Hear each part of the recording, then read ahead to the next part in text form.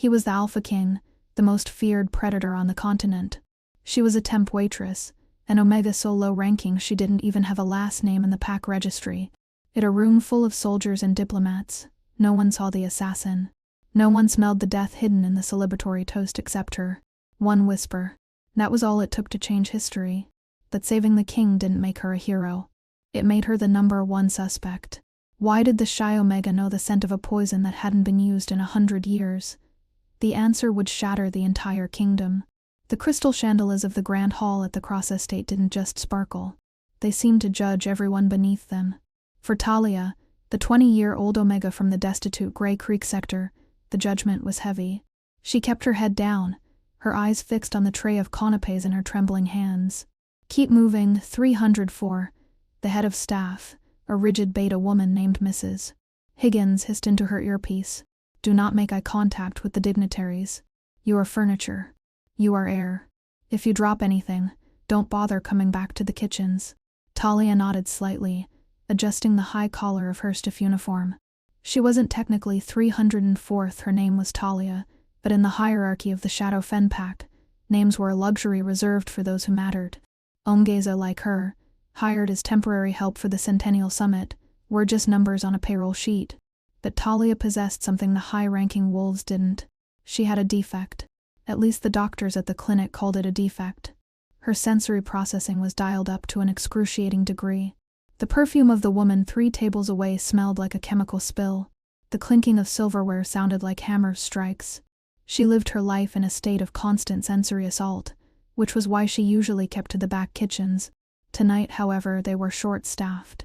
Alpha King Ronan Cross is entering. The announcer's voice boomed, silencing the room. The heavy oak doors groaned open. The atmosphere in the room shifted instantly. It wasn't just respect. It was a physical weight. Alpha pheromones rolled off the man walking through the doors like a dark fog. Ronan Cross was taller than the photos in the tabloids suggested. He wore a tuxedo that cost more than Talia's entire neighborhood, tailored to fit broad shoulders that carried the weight of the Western Alliance. His face was sharp, jawline dusted with stubble, his eyes a piercing, unnatural shade of amber. He looked bored. Lethal, but bored. Beside him walked Lady Celeste, the daughter of the Southern Alpha. She was stunning, draped in red silk, clinging to Ronan's arm with a possessiveness that made Talia's skin crawl. They say he's going to announce the engagement tonight. Another waitress, a girl named Chloe, whispered as they passed each other near the drink station.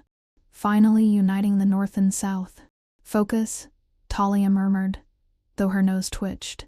As Ronan passed her section, Talia flinched. It wasn't his power, though that was overwhelming. It was the scent clinging to him. Amidst the expensive cologne, sandalwood, cold rain, and the natural musk of a powerful alpha, there was something else. Something wrong. It smelled like burnt sugar and copper. It was faint, masked heavily by Lady Celeste's overpowering floral perfume, but Talia picked it up. She paused, her tray tilting slightly. 304. Move. Mrs. Higgins barked in her ear. Talia scurried forward, blending into the shadows of the pillars. She watched as Ronan took his seat at the high table. The room was a shark tank. Every alpha here wanted something from him: territory, money, protection. A waiter, a man Talia didn't recognize from the briefing, approached the high table with a bottle of vintage champagne. It was the ceremonial toast. The bottle was distinct. Blue glass, gold foil. The moment the cork popped, the smell hit Talia like a physical slap. Sweet almonds, rotting lilies. It wasn't champagne. The room erupted in applause as the waiter poured the liquid into Ronan's crystal flute. Talia's heart hammered against her ribs. Her wolf, usually dormant and timid, suddenly scratched at the back of her mind. Danger, death. She looked around. The beta guards, the Delta warriors, none of them reacted. They were laughing, clapping. They couldn't smell it. The floral arrangements on the table were too heavy, masking the scent to anyone with a normal nose. Ronan stood up, raising the glass. The room went silent. To the Alliance, Ronan said, his voice a deep baritone that vibrated in the floorboards. He brought the glass to his lips. Talia didn't think. She didn't calculate the consequences of an Omega interrupting a king. She just moved. Her tray hit the floor with a crash that echoed like a gunshot. Champagne flutes shattered, sending shrimp canapes flying across the polished marble. The silence that followed was absolute. 300 heads turned. Security guards reached for their sidearms. Talia stood there frozen, her chest heaving. She was 10 feet away from the high table. Ronan had paused, the glass inches from his mouth, his amber eyes locking onto her. He looked annoyed. "Remove her," Lady Celeste snapped, her face twisting in disgust. "Can't you get good help these days?" Two massive guards stepped towards Talia. "Don't drink it." Talia's voice was a squeak, barely audible. The guards grabbed her arms, their grip bruising. "Let's go, trash," one of them growled. "No." Talia struggled, panic overriding her fear of authority. She looked straight at Ronan, her eyes wide and desperate. "The glass. It smells like nightshade and copper. Don't drink it." The word nightshade caused a ripple of confusion. It was an old poison, the kind used in the brutal wars of the last century. Ronan didn't lower the glass. He stared at her, his expression unreadable. "Let her go," he commanded softly. The guards hesitated but released her. Talia stumbled forward, falling to her knees. She kept her head down, exposing her neck, a sign of total submission.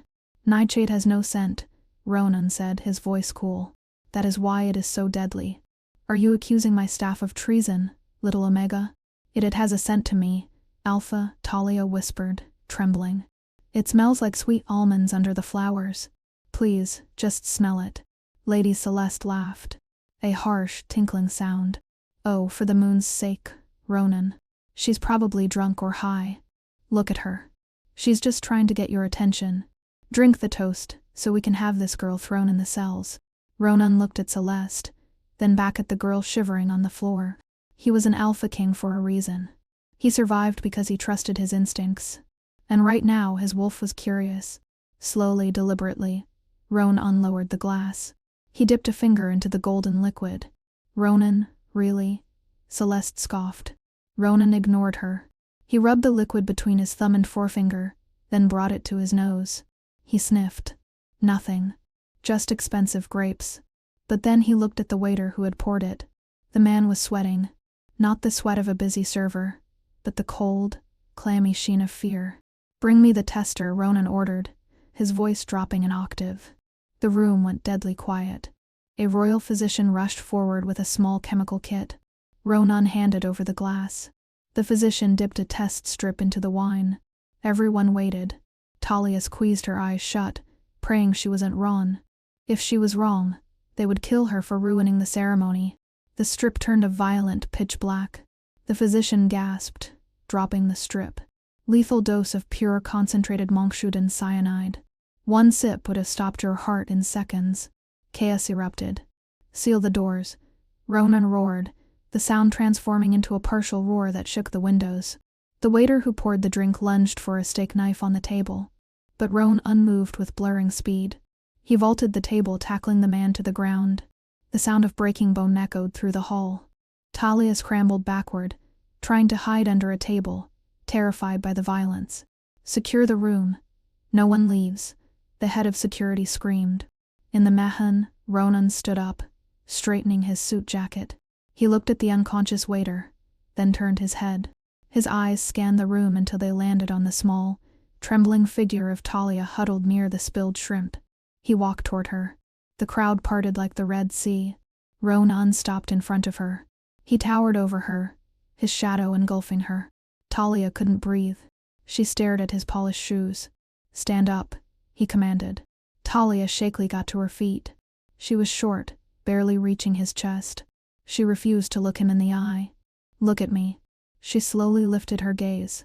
Ronan studied her face, the smudge of flour on her cheek, the frayed collar of her uniform, the terrifyingly dilated pupils. "What is your name?" he asked. "Talia, sir." "Just Talia." "Talia," he tested the name on his tongue. "You smelled what my best senses missed. You smelled what I missed." "I have a sensitive nose, Alpha," she whispered. "Evidently." He stepped closer, invading her personal space. He leaned in, inhaling her scent. Talia froze. This was intimate. Too intimate. "Vanilla and fear," Ronan murmured. "And something else." He pulled back, his eyes narrowing. "You saved my life, Talia. Which begs the question. How did you know the poison was there? Unless you were the one who helped plant it and got cold feet. Talia's heart stopped. No, I swear. Silence. Ronan cut her off. He turned to his head of security, a scarred wolf named Beta Felix. Take her to the East Wing. Put her in the isolation suite. I want her watched 24/7 SDH. No one speaks to her but me. Am I under arrest? Talia asked, tears welling up.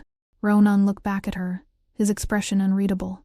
You're either the most valuable asset I've ever found, or the most dangerous spy in this room. Until I figure out which, you belong to me. The isolation suite in the East Wing was larger than the entire apartment Talia shared with 3 other hommes aback in Grey Creek. It had a fireplace, a velvet armchair, and a window overlooking the sprawling gardens, but the door was locked from the outside.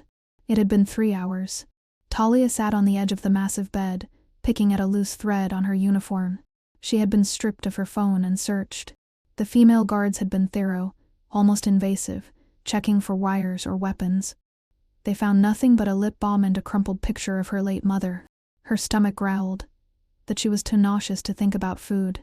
Outside, the storm had broken. Rain lashed against the windowpane. She replayed the moment in her head, the smell, the look in Ronan's eyes. He thinks I'm a traitor. It was the cruelest irony. She had risked her life to save him, and now she was a prisoner. The lock clicked. Talia jumped to her feet as the door opened. Ronan walked in. He had shed his tuxedo jacket and loosened his tie. His sleeves were rolled up, revealing muscular forearms marked with faint silver scars, battle wounds. He held to glasses and a bottle of water. He kicked the door shut behind him. Thirsty? He asked, holding out the water. Talia hesitated. Ronan smirked, a dry, humorous expression. I didn't poison it if that's what you're worried about. Go ahead, sniff it. Talia flushed, taking the bottle. She didn't sniff it. She cracked the seal and drank greedily. Ronan sat in the velvet armchair, stretching his long legs out. He watched her with an intensity that made her skin prickle. The waiter is dead, Ronan said casually. Talia choked on the water. What? Cyanide capsule in his tooth. Bit down on it before we could get into interrogation. A professional suicide. Ronan swirled the whiskey in his glass. Which means, Talia, you are the only living lead I have. I told you everything, Talia pleaded. I was just serving trays. I smelled the almond scent. That's it. Tell me about your family, Ronan said, shifting gears abruptly. I don't have one. My mother died when I was 10. I grew up in the Pack orphanage in Sector 4. And your father? Unknown. My file says lineage unknown. That's rare. Usually we track bloodlines carefully. He stood up and walked toward her. You see, Talia, normal wolves, even alphas, cannot smell nightshade. It is chemically designed to be odorless. The only way to detect it is if you have a genetic mutation found in the bloodline of the Crescent Moon Pack. Talia frowned. I've never heard of them. You wouldn't have. They were wiped out 20 years ago. They were a pack of trackers, hunters. They had senses sharper than any other wolf. Ronan stopped inches from her. If you are one of them, you are a rarity. A ghost. He reached out, his hand hovering near her face. Talia flinched, but he didn't strike her. He tucked a loose strand of hair behind her ear. His fingers were warm, rough with calluses. Why were you hiding in the kitchens? He asked softly. I'm an Omega, she whispered. Hiding is what we do. Not anymore. Ronan's eyes flashed gold. I need your nose, Talia. The person who tried to kill me tonight is still in the castle. I know it. It wasn't just a waiter. He was a pawn. The player is someone close to me. Lady Celeste, Talia blurted out, then clamped her hand over her mouth. Ronan's expression hardened. Careful. Accusing the daughter of the Southern Alpha without proof is a death sentence. She was rushing you, Talia insisted, her voice gaining a tiny fraction of strength. She wanted you to drink it. She mocked me for stopping you. Celeste is impatient and spoiled. That doesn't make her a murderer, Ronan said, though his tone suggested he wasn't entirely convinced. But that is what we are going to find out. Tomorrow the investigation begins. You are going to be my shadow. You will attend every meeting, every meal. You will stand by my side, and you will sniff out the rot in my court.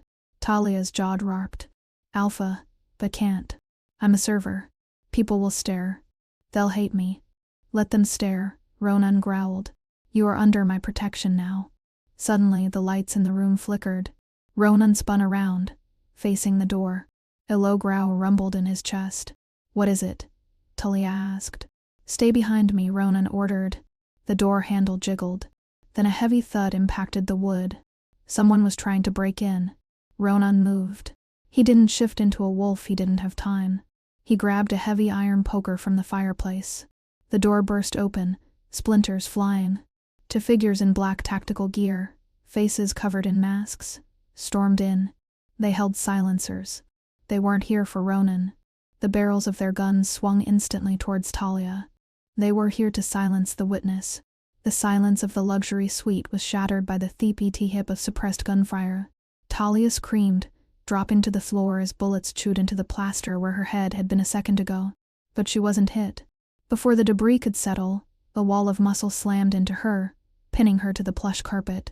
Ronan covered her completely. He growled.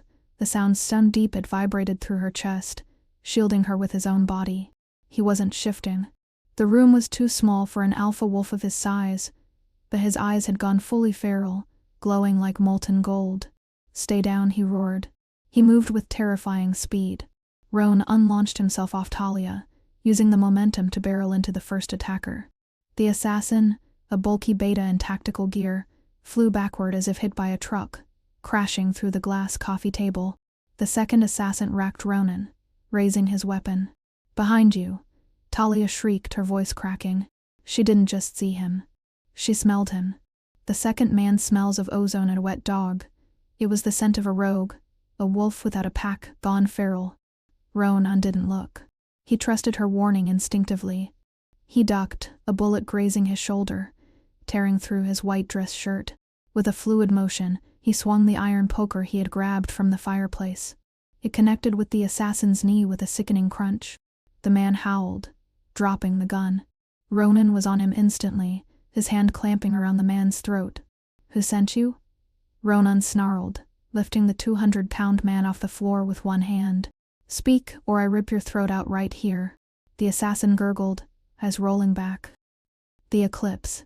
Before Ronan could get more, the first assassin, the one who had dawned through the table, pulled a pin on a grenade. Ronan. The scent, burning fuse. Talia yelled, scrambling backward toward the bathroom. Ronan looked back, seeing the grenade rolling across the carpet. He didn't hesitate. He threw the rogue he was holding directly onto the grenade end of towards Talia. He tackled her into the marble bathroom just as the explosion rocked the suite. Boom. The shockwave blew the bathroom door off its hinges. Dust and smoke billowed in, choking them. Talia was curled in a ball in the empty bathtub. Ronan draped over her, his back taking the brunt of the debris. For a long moment, there was only the ringing in Talia's ears. Alpha, she whispered, her voice trembling. Ronan groaned, shifting his weight. He sat up, shaking glass from his hair. His shirt was in tatters and dark alpha blood trickled down his back. I'm fine, he gritted out, though he clearly wasn't. He looked at her, his hands immediately checking her arms, her face. Did they touch you? Are you hurt? No, Talia wept, shaking uncontrollably. You saved me. Ronan grabbed a towel, pressing it to the cut on his shoulder. They weren't trying to kill me, Talia. They were trying to kill you. They know you can identify the poison. He stood up, pulling her out of the tub. His face was a mask of cold fury. We can't stay here. Security is compromised. If they can get into the East Wing, I can't trust my own guards. Where can we go? The penthouse, Ronan said. My private floor. No one enters without a retina scan and a DNA sample. Not even my beta. He kicked open the ruined door of the bathroom. The suite was a wreck. The two assassins were dead, one from the explosion, one from Ronan's grip. As they stepped over the rubble, Talia paused. The smoke was thick, acrid, but under the smell of explosives and blood, her nose picked up something else on the dead assassin's uniform. She tugged on Ronan's hand. Wait. We have to move, Talia. No, listen, she pleaded. She crouched near the body of the second assassin. She didn't touch him, but she leaned in, inhaling deeply. He smells like cedar sawdust and industrial solvent. Ronan frowned. So he's a mercenary. He probably works out of a warehouse. No, Talia shook her head, her eyes wide. It's a specific solvent. It's turpentine before. My foster father used to work at the docks. They only use that chemical in one place in the city because it's illegal now, the old shipyards. Ronan stared at her. The old shipyards were abandoned territory, the perfect place for a staging ground. You sure? I never forget a scent, she said quietly. Ronan looked at her with a newfound respect. It wasn't just a biological quirk. She was a weapon. A living, breathing lie detector. He reached out, grabbing her hand firmly. Let's go. We have a war to plan. The penthouse was a fortress of glass and steel at the very top of the cross tower. It overlooked the entire city, a view reserved for gods and kings. Talia felt painfully out of place. She had showered in a bathroom larger than her bedroom, scrubbing the soot from her skin. Ronan had given her one of his shirts, a white button-down that hung to her knees like a dress, while he had called in a specialist to bring her clothes. When she walked into the living area, Ronan was on the phone, pacing. He had healed already, the wounds on his back nothing but faint white lines. He was dressed in a fresh black suit, looking every bit the ruthless CEO and alpha king he was. He hung up as he saw her, his gaze raking over her, lingering for a second on her bare legs before snapping back to her face. My beta Felix is locking down the perimeter, Ronan said, his voice clipped. We are going to the council breakfast in 1 hour. Me? Talia squeaked. I can't go down there. Everyone saw me scream about poison. They think I'm crazy. They will think what I tell them to think, Ronan said. I am introducing you as my new truth seeker and archaic role, but one the council respects. You will sit by my side. You will eat what I eat. And you will smell every person who walks within 5 feet of me. And if I smell the poison again, you squeeze my leg under the table, Ronan instructed. Do not speak. Do not react. Just signal me. The buzzer sounded. Ronan unchecked a monitor. That's the stylist. Get dressed. We have wolves to hunt. The council room was a cavernous hall lined with dark mahogany. The long table was seated with the 12 most powerful alphas and diplomats of the Western Alliance. When the doors opened and Ronan walked in, the room went silent. But the silence deepened when they saw who was walking beside him. Talia wore a sleek charcoal gray business suit that had been tailored to her frame in record time. Her hair was pulled back in a severe, elegant bun. She looked professional, but her heart was hammering a frantic rhythm against her ribs. Gentlemen, Ronan said smoothly, pulling out a chair at the head of the table. He didn't sit until he had pulled out the chair to his right for Talia. A murmur went through the room. That was the seat of honor, usually reserved for a mate or a second in command. Ronan, a voice dripped with faux sweetness. Lady Celeste sat across from them, looking impeccable in emerald green. Is this a joke? You brought the waitress? The one who ruined the toast? This is Talia, Ronan said, his voice dropping into a warning growl. She is under my personal protection, and she is here to ensure the safety of this council. Safety? Scoffed an older man with gray hair and a monocle. This was Councilman Thorne, a traditionalist who hated change. From what? Invisible smells. From traitors, Ronan said, staring Thorne down until the older wolf looked away. Let us eat. The breakfast was tense. Talia didn't eat. She sat rigid, her senses dialed to 11. The room was a cacophony of smells: coffee, bacon, expensive perfume, nervous sweat, and the underlying musk of aggression. She focused. She peeled back the layers of scent one by one. Celeste smelled of roses and jealousy bitter, but not murderous. Felix, Ronan's baiter, smelled of gunpowder and loyalty clean.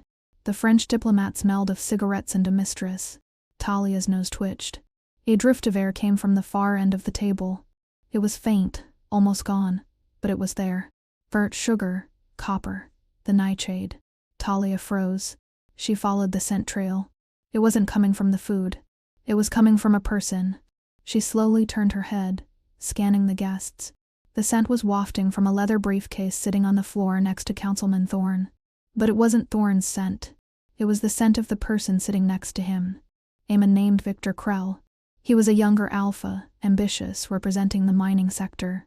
He was smiling, cutting his steak with precise movements. Talia leaned in slightly. Yes, under his expensive cologne, deep in the fibers of his cuff, was the residue of the poison and something else. Cedar sawdust. The same scent as the assassin in the hotel room. Talia's hand went under the table. She found Ronan's thigh. His muscle was hard as rock. She squeezed twice. Ronan didn't flinch. He didn't stop chewing, but the air around him grew colder. The temperature in the room seemed to drop 5 degrees.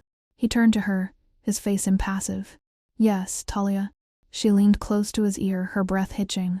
"Victor Krell," she whispered, barely moving her lips. "He smells like the assassin, and the poison is on his cuff." Ronan nodded slowly. He dabbed his mouth with a napkin. "Victor," Ronan said, his voice conversational. Krell looked up, smiling. "Yes, Your Majesty. How are things at the old shipyards these days?"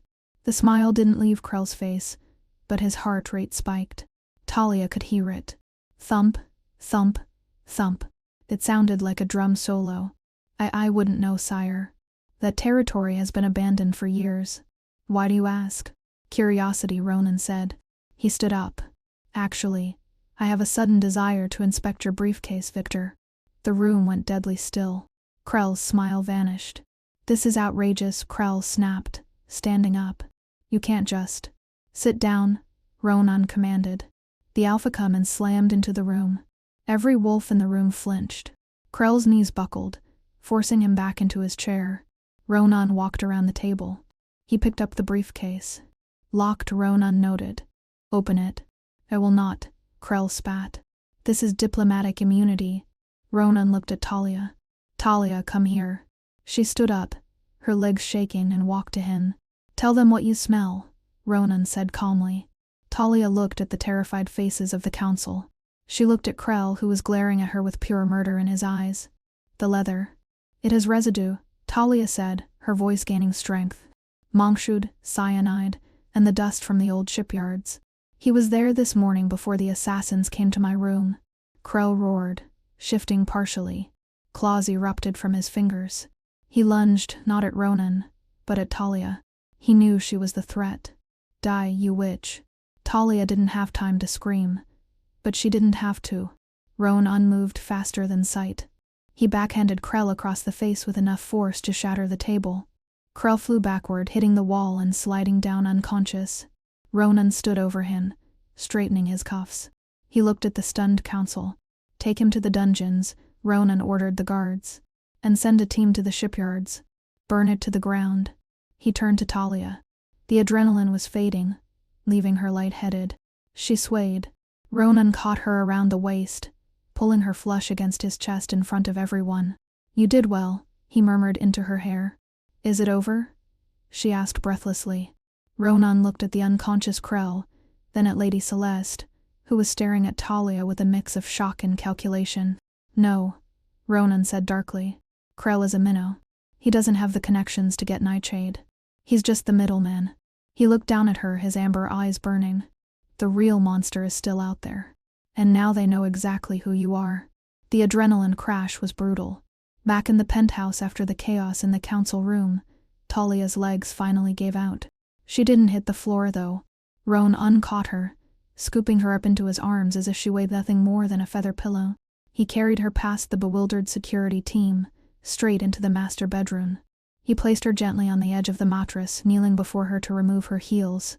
"You're shaking," Ronan murmured, his large hands engulfing her cold feet, rubbing warmth back into them. I pointed a finger at a councilman," Talia whispered, staring at her hands. "A high-ranking alpha. In my old pack, I would have been beaten for making eye contact. You aren't in your old pack, Talia. And you aren't just an Omega anymore." Ronan looked up, his amber eyes burning with an intensity that made her breath hitch. "You are my eyes, my nose. You are the only person in this entire tower I trust." He stood up, walking to a sidebar to pour a glass of amber liquid. "Krell is in the interrogation cell. My specialists are preparing him. He'll talk within the hour." "He was scared," Talia said softly. "When I smelled him, under the arrogance. He smelled like a cornered rat." "He's not the leader, Ronan. He's afraid of someone else more than he's afraid of you." Ronan handed her the glass. "Drink. It will steady your nerves." As she sipped the whiskey, the door chimed. It was Felix, the beta. He looked pale. "Alpha," Felix said, stepping in but keeping his eyes averted from Talia out of respect. "Bad news. Krell is dead." Ronan crushed the crystal tumbler in his hand. Glass dust turned to powder. I gave specific orders to keep him alive. It wasn't us, Felix said quickly. He convulsed 5 minutes ago. Foam at the mouth. The medics say it looks like cardiac arrest, but… Poison, Talia said, standing up. Who visited him? No one, Felix insisted. The cell is hermetically sealed. Only the automated food delivery system and the ventilation. Talia's nose twitched. She walked towards Felix, stepping into his personal space. She inhaled deeply, closing her eyes. You were down there, she said. I found the body, Felix nodded. Describe the smell of the corridor, she commanded. Felix blinked, surprised by her tone. It smelled like disinfectant, concrete damp. No, Talia shook her head, her mind racing. The ventilation. If the cell was sealed, the poison had to be airborne. She turned to Ronan. Ronan, who controls the HVAC system for the detention block. Ronan's face went rigid. Maintenance. Specifically the head of estate management. Mrs. Higgins, Talia whispered. The realization hit her like a physical blow. The woman who yelled at me in the kitchen. She gave me the tray. She put me in that specific spot near the high table. Ronan growled. Higgins has served my family for 30 years.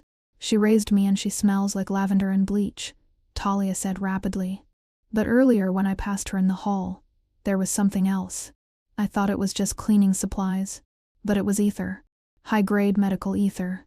It masks other scents. She's a beta, Ronan said, pacing. She has no political ambition. Why would she kill Krell? Because she's not the mastermind, Talia said. She's the gatekeeper. She has the keys to every door in this castle. Ronan, if she controls the vents. Ronan didn't wait. He grabbed his radio. Felix, lock down the estate management office. Bring Higgins to me alive. She's not in her office. Felix's voice crackled back a moment later. Gate logs show she left the building 10 minutes ago. She took a service vehicle toward the North Cliffs. The cliffs? Ronan frowned. There's nothing there but the old lighthouse. And he stopped, his face drained of color. The royal nursery. What? Talia asked. My sister's pups are there for the weekend. Ronan roared, sprinting for the door. If she's going there, she's not fleeing. She's taking hostages. He grabbed Talia's arm. I need you. If she's planted gas or poison, you're the only one who can detect it before it kills them. Can you run? Talia kicked off her heels completely. Try to keep up. The drive to the North Cliffs was a blur of rain and speed. Ronan drove the armored SUV like a madman, drifting around the cliffside corners. When they arrived at the nursery, a secluded stone cottage overlooking the churning ocean, it was dark. Too dark. Stay behind me, Ronan ordered, stepping out into the rain. The storm was raging again, the wind howling, which was bad. It scattered scents, making it harder for Talia to track. They approached the front door. It was ajar. I smell copper, Talia whispered, clutching Ronan's wet jacket. Blood. Ronan slammed the door open. Inside, two guards lay unconscious, bleeding from head wounds. But they were alive. The pups, Ronan yelled. Gone, Talia said, sniffing the air. I smell wet fur, fear, and Mrs. Higgins. She went out the back. They rushed through the house to the rear terrace. A path led down the cliff face toward the old lighthouse. There, Ronan pointed. A light flickered in the lighthouse tower. Ronan, wait. Talia grabbed his arm. The wind shifted. I smell something else coming from the tower. It's not poison. What is it? It's gunpowder. Massive amounts of it. Talia's eyes widened in horror. The whole base of the tower. It smells like a bomb. Ronan froze. If he rushed in, he might trigger a trap. But his nieces and nephews were in there. I have to go, he said, his voice ragged. No, Talia said firmly. She expects an alpha to kick down the door. She doesn't expect a mouse. Talia. No. I can fit through the drainage vent, she said, pointing to a small grate near the foundation. I can smell where the tripwires are. You can't. Let me get the pups out. You draw her attention. Ronan looked at her. He saw the terror in her eyes, but he also saw steel. She was risking everything for children she didn't know. He grabbed her face, pulling her down for a searing, desperate kiss. It tasted of rain and promise. If you die, he growled against her lips, I will burn this world down. Just keep her talking, Talia gasped, pulling away. She ran toward the vent. Ronan straightened his jacket, let out a roar that shook the thunder clouds, and walked to the front door of the lighthouse.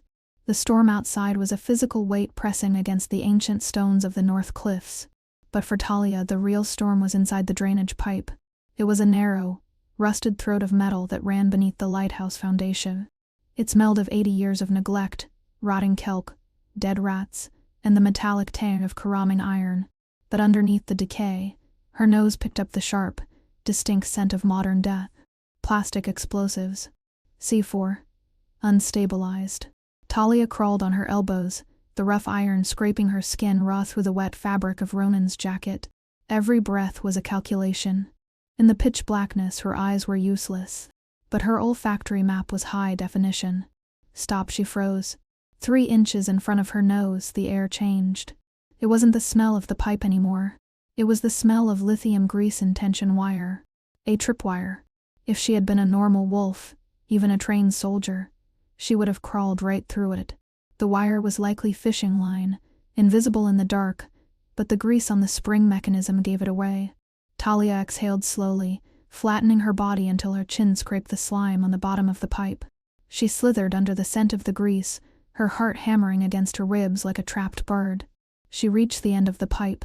A grate barred the way, but the screws were rusted almost to dust. She pushed with a groan of metal that sounded like a scream in the silence. The grate gave way. Talia tumbled out onto the concrete floor of the lighthouse basement. She gagged. The smell here was overwhelming. It wasn't just a few crates of explosives. The entire basement was wired. She smelled the acidic bite of blasting caps and the chemical sweetness of accelerant poured over the wooden support beams. This wasn't a hostage situation. It was a demolition site. They never intended for anyone to leave this tower alive. Voices drifted down from the spiral staircase above. They were distorted by the wind howling outside, but Talia's ears swiveled, catching the pitch. Foolishness, keeping them alive this long, a male voice sneered. It was smooth, cultured, and reeking of vintage port and decay. Councilman Thorne, Talia realized. He needs to see them die, Mrs. Higgins's voice answered. She sounded jagged, smelling of sweat and adrenaline. He needs to know he failed. Talia crept up the spiral stairs, her bare feet silent on the cold stone.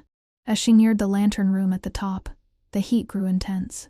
The great light of the beacon was lit, casting spinning shadows against the glass walls. She peeked through the gap in the floorboards. The lantern room was a circular glass cage. Rain lashed against the panes.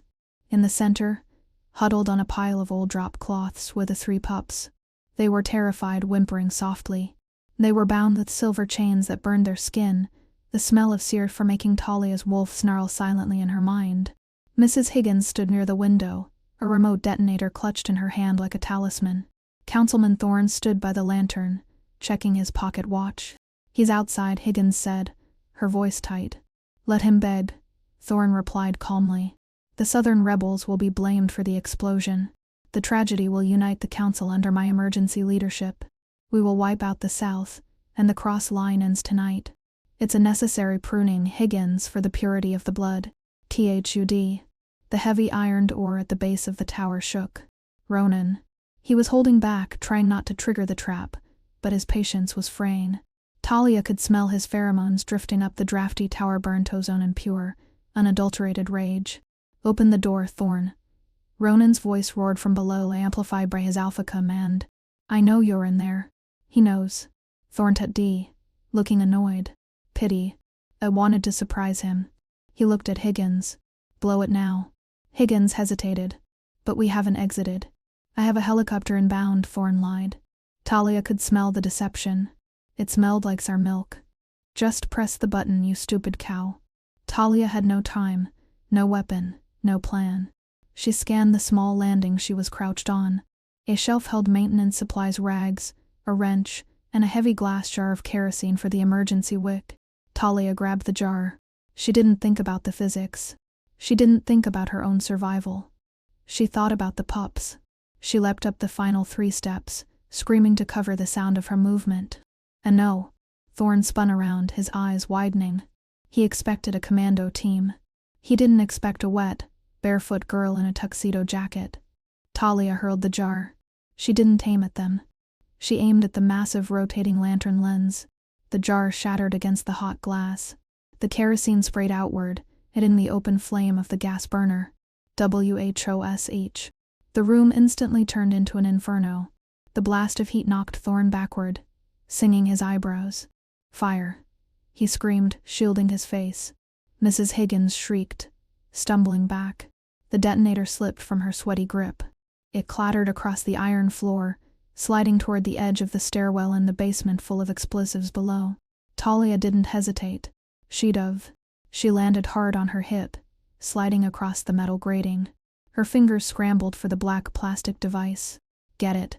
Thorne roared, pulling a silver-plated pistol from his coat. Higgins recovered first. She lunged, kicking Talia in the ribs. The impact was sickening, a crack that stole the air from Talia's lungs. Talia curled into a ball, clutching the detonator to her chest, refusing to let go. Give it to me, you gutter rat. Higgins screamed, raising a heavy boot to stomp on Talia's head. Crash. The sound wasn't a bone. It was the iron door downstairs finally giving way, torn off its hinges by brute force. Upstairs, Talia screamed, her voice ragged. She didn't hear Ronan run up the stairs. He was too fast for that. She heard the scrape of claws on stone. He was climbing the central shaft, vaulting up the center of the spiral staircase. Thorne leveled his gun at Talia's head. Goodbye, little nose. A black blur erupted from the stairwell. Ronan didn't look like a king. He looked like a monster out of legend. His teeth were bared, his eyes glowing like hellfire. He swiped the air, his claws connecting with Thorne's outstretched arm. There was a spray of crimson mist. Thorne's hand and the gun went flying into the flames. Thorne screamed, a high-pitched wailing sound, and fell back against the glass. Higgins turned to run, but Ronan snarled, a sound so deep it vibrated the floor. He backhanded her without even looking, sending her crashing into the wall. She slid down unconscious. The fire was out of control now. The kerosene had soaked the old floorboards. The heat was blistering. The pups. Talia yelled, coughing as black smoke filled the small space. Ronan was already there. He grabbed the silver chains in his bare hands. The silver sizzled against his skin, burning him, but he didn't flinch. He snapped the links as if they were paper. He grabbed two of the pups, tucking them under one massive arm. Take the third, he roared at Talia. Talia scrambled up, ignoring the agony in her ribs. She grabbed the smallest pup, a white female who was shaking so hard her teeth chattered. Talia zipped the pup inside Ronan's oversized jacket, shielding it with her own body. The stairs are blocked, Talia choked out. The fire had engulfed the spiral staircase. The basement explosives were starting to cook. She could smell the chemical destabilization. Ronan, the C4. It's going to blow in seconds. Ronan looked at the only exit, the shattered glass of the lantern room. 100-foot drop into a raging ocean in the middle of a hurricane. We jump, Ronan commanded. We'll die, Talia cried, looking at the black abyss. Ronan grabbed her hand. His grip was iron, but his eyes were steady. I have you. I will always have you. Do you trust me? Talia looked at the fire consuming the room. She looked at the man who had treated her like a queen when everyone else saw a servant. Yes, she whispered. Jump. They launched themselves into the void. For a terrifying 3 seconds, there was nothing but wind and drain. Gravity tore at them. Talia screamed, clutching the pup against her chest. They hit the water with the force of a car crash. The cold was instantaneous and paralyzing. It punched the air from Talia's lungs. She went deep, the darkness swallowing her. The current churned her like a rag doll. She didn't know which way was up. The pup. She had to save the pup. She kicked her limbs, feeling like lead. Suddenly a strong arm wrapped around her waist. Ronan. Even in the crushing depths, he was powerful. He kicked his legs, propelling them both upward, fighting the angry ocean. They broke the surface, gasping for air. Boom! The shockwave hit them a split second later. The lighthouse above them vanished in a blinding sphere of orange fire. Debris rained down. Chunks of stone, burning wood, and twisted metal hissed as they hit the water. Ronan shielded her with his body, taking the brunt of the falling debris. He dragged her through the swells, swimming with superhuman strength toward the shore. When they finally crawled onto the rocky beach, Talia couldn't move. She lay in the wet and, coughing up seawater, shaking uncontrollably. Ronan dropped the 2 pups he was carrying. They shook themselves off, whining, but alive. He crawled over to Talia. He was bleeding from a dozen cuts, his shirt gone, his skin burned from the silver. But he didn't care. "Talia," he rasped, rolling her onto her back. "The pup." Talia unzipped the jacket. The little white wolf poked its head out and licked Talia's chin. Ronan let out a breath that was half laugh, half sob. He collapsed next to her, pulling her into his arms. "You jumped," he whispered into her wet hair. "You crazy, wonderful, impossible woman. You jumped. You pushed me," Talia chattered, her teeth clicking. "Details," Ronan murmured. He leaned back, looking at her face, illuminated by the burning ruins of the lighthouse. "You saved my pack. You saved my air. You smelled the trap when I walked right into it." "It smelled like our milk," she whispered, her adrenaline fading into exhaustion. Ronan kissed her forehead, then her nose, then her lips. "Rest now, truth seeker. I've got you." 2 weeks later, the Cross estate was unrecognizable. The tension that had hung over the castle for years, the fear of spies, the political maneuvering was gone, scrubbed away like grime. The grand hall was filled to capacity. Every alpha, beta, and diplomat from the Northern and Southern Alliance was present. The air was thick with scents, expensive perfumes, roasted meats, and the heavy musk of anticipation. Talia stood in the preparation room, staring at herself in the full-length mirror. She didn't see 304 anymore. She wore a gown of liquid silver that shimmered with every breath. It was backless, revealing the faint healing bruise on her ribs. A mark of honor she refused to hide with makeup. Her hair cascaded in waves down her shoulders. "Are you ready?" Talia turned. Ronan stood in the doorway. He wore his ceremonial black uniform, medals gleaming on his chest, but his eyes were soft. "I'm terrified," Talia admitted. "They're all out there judging." "Let them judge," Ronan said, walking over to stand behind her. He placed his hands on her shoulders. "Do you know what I smell when I walk out there now?" Talia shook her head. "Respect," Ronan said. "And fear. But not of me. Fear of you." Talia blinked. "Me? They know what you did, Talia. They know you walked into a fire to save pups that weren't yours. They know you sniffed out a conspiracy that blinded the entire council. You aren't a waitress to them anymore. You are the woman who brought down Thorn."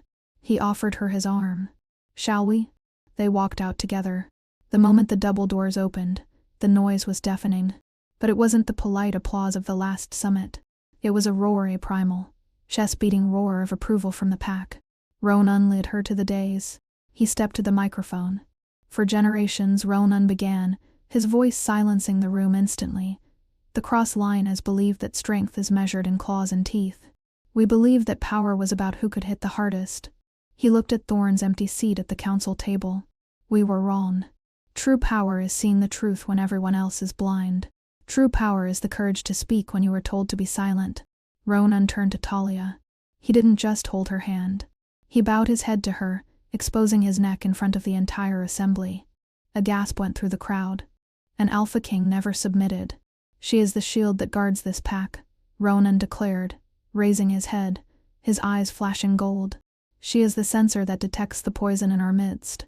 She is Talia of the Shadow Fen." He reached for the velvet cushion held by Felix. On it sat the moonstone circlet, the crown of the Luna, unworn since his mother died.